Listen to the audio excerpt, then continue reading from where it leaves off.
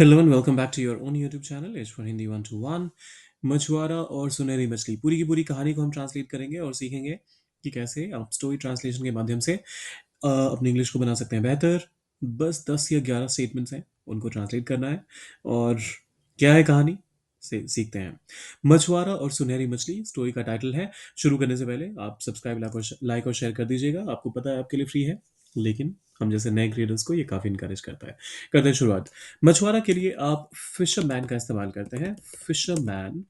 और सुनहरी मछली एंड द गोल्डन मछली के लिए फिश। अच्छा, यहाँ पर अब आपको पहले से ही पता है कि एक खास मछुआरे की कहानी है, तो आप द लगा दीजिए यहाँ पर। The fisherman and the golden fish. एक गरीब मछुआरा नदी में जाल डालकर गुजारा करता था। अब यहाँ पर क्योंकि स्टोरी में पहली बार इंट्रोडक्शन हुआ है मछुआरे का, तो इस केस में हम यहाँ पर द का ना इस्तेमाल करते हुए हम अ पुअर फिशरमैन का इस्तेमाल करेंगे। अ पुअर फिशरमैन नदी में जाल डालकर गुजारा करता था। अब देखिए, नदी में जाल डालने को कास्ट द नेट कहते हैं। और अपना गुजारा करने के लिए मेक अ लिविंग का इस्तेमाल करते हैं। So a poor man earned his livelihood भी कह सकते हैं। So made his living by, कैसे, मछली डाल सॉरी जाल डालकर, by casting his net, नदी में, इन, अब देखिए यहाँ पर इन ना होकर, आपने देखा होगा कभी भी नदी में जाल अ, ऐसे एक एक स्लो प्रोसेस के माध्यम से नहीं दिया जाता है, एक पूरा एक मूवमेंट होता है। आप फेंक के जाल डालते हैं, तो इस वजह से आप मूवमेंट वाला जो यहाँ पर प्रेपोजिशन होगा इनटू, आप उसका इस्तेमाल कीजिएगा। So by casting his net into a river, a poor fisherman made his living by casting his net into a river. एक दिन, वन डे, उसे उसने एक सुनहरी मछली पकड़ी। ही कॉट अ गोल्डन, सुनहरी के लिए गोल्डन और मछली के लिए फिश, जो बोल सकती थी, हु कुड टॉक। अब देखिए, बहुत सारे लोग यहाँ पर बोलेंगे आपने हु का इस्तेमाल क्यों करा। देखिए, जब कभी भी आपको इतना कंफ्यूजन हो कि हु का इस्तेमाल करें या विच का, क्योंकि है तो लिविंग बीइंग, तो हु का इस्तेमाल वैसे टेक्निकली तो हो सकता है। ऐसे में कंफ्यूजन मिटाने के लिए आप यहाँ पर हु के बदले दैट का इस्तेमाल कर दीजिए। So one day he caught a golden fish that could talk. मेरे हिसाब से हु यहाँ पर इनकरेक्ट नहीं है, क्योंकि अल्टीमेटली हम एक लिविंग बीइंग की बात कर रहे हैं और अल्टीमेटली वो बात भी कर सकता है, तो क्यों नहीं हम हु का इस्तेमाल करेंगे। लेकिन दैट ज्यादा अप्रोप्रिएट है ग्रामर के पॉइंट ऑफ व्यू से। मछली ने कहा, मुझे छोड़ दो, मैं तुम्हारी इच्छा पूरी करूंगी। द फिश, अब हमें यहाँ पर इंट्रोडक्शन मिल चुका है कि यही गोल्डन फिश है जो बात कर रही थी। सो द फिश ने कहा, सेड, मुझे छोड़ दो, लीव मी, मैं तुम्हारी इच्छा पूरी करूंगी। आई विल, अब इच्छा पूरी करने के लिए आप यहाँ पर ग्रांट योर विश का इस्तेमाल कर सकते हैं।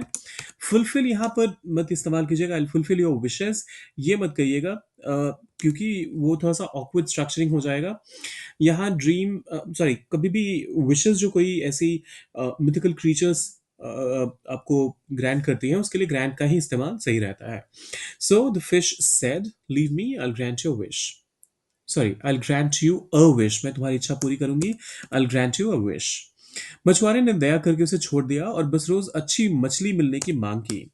मछुआरे ने दया करके उसे छोड़ दिया, तो इसके लिए आप कहेंगे द फिशरमैन। अब यहां पर भी देखिए, हमने पहले क्योंकि फिशरमैन को इंट्रोड्यूस कर दिया है, तो अब हम द फिशरमैन कह रहे हैं। सो द फिशरमैन दया करके, शोड मर्सी, एंड उसे छोड़ दिया। The fisherman showed mercy and left, और यहां पर हमें मछली का जेंडर तो पता है नहीं, तो लेफ्ट इट, और बस रोज अच्छी मछली मिलने की मांग की। And wished for good catches every day. अब ये ध्यान दीजिएगा, अच्छी मछली मिलने की मांग के लिए हमने यहाँ पर गुड कैचेस एवरी डे का इस्तेमाल क्यों किया, क्योंकि वो रोज अच्छी मछलियां पकड़ पाए, अच्छी क्वांटिटी में मछलियां पकड़ पाए, कहने का मतलब तो यही था। So the fisherman showed mercy and left it and wished for good catches every day. उसकी पत्नी ने और मांगने के लिए उसे फिर से मछली के पास भेजा। हिज वाइफ, उसकी पत्नी ने भेजा, सेंट हिम, और मांगने के लिए, सेंट हिम बैक, वापस मछली के, sent him to the fish, और मांगने के लिए, मतलब और भी ज्यादा मांगने के लिए, to ask for more. His wife sent him to the fish to ask for more. पहले उन्होंने एक बड़ा घर मांगा, फिर धन दौलत, और फिर राजमहल। पहले फर्स्ट, अब देखिए यहाँ पर फर्स्ट के बदले आप चाहे तो फर्स्टली का भी इस्तेमाल कर सकते हैं, लेकिन वो उस केस में ज्यादा अप्रोप्रिएट रहेगा जहां पर फर्स्टली, सेकेंडली, थर्डली और एक series of events one after the other हो रहे हैं। लेकिन यहाँ पर फर्स्ट के बाद आपको फिर दूसरी बार, फिर तीसरी बार ऐसा कुछ नहीं कहा जा रहा है। तो आप सीधा फर्स्ट के बाद एक कॉमा लगाइए और यू आर गुड। उन्होंने एक बड़ा घर मांगा, दे विश्ड फॉर एक बड़ा घर, अ बिग हाउस, फिर धन दौलत, देन वेल्थ, और फिर राजमहल, एंड लेटर, और या फिर आप चाहें तो एंड देन का भी इस्तेमाल कर सकते हैं, and later a palace. First they wished for a big house, then wealth, and later a palace. उसकी पत्नी की लालच बढ़ती गई और अंत में उसने रानी बनने की मांग की। अब देखिए, उसकी पत्नी, हिज वाइफ, लेकिन यहां पर कहा जा रहा है उसकी पत्नी की।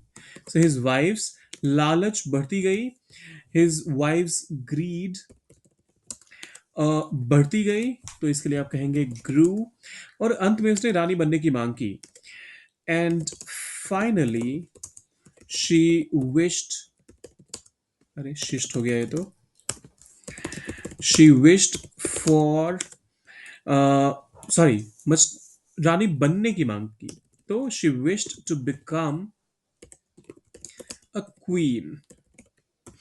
His wife's greed grew, and finally she wished to become a queen. अब यहां पर एंड के पहले एक कॉमा लगा सकते हैं आप, और फाइनली जो कि एक एडवर्ब है उसके बाद भी एक कॉमा लगा सकते हैं। यहां पर हमने स्प्लाइस का इस्तेमाल नहीं किया है, ये ध्यान रखिएगा। ये दो अलग अलग सेपरेट कॉमास हैं बस। मछुआरे ने यह मांग सुनहरी मछली के सामने रखी। अब मछुआरा तो बेचारा क्या ही करता, तो उसने मछली के सामने जाके ये मांग रख दी। द फिशरमैन, मांग रखी, मेड हिज रिक्वेस्ट। अब देखिए, कभी भी किसी के सामने भी कोई भी मांग रखना, तो उसके लिए आप मेक अ रिक्वेस्ट का इस्तेमाल करते हैं। So made this request, sorry made his request, और किसको, मछली को, टू द गोल्डन फिश।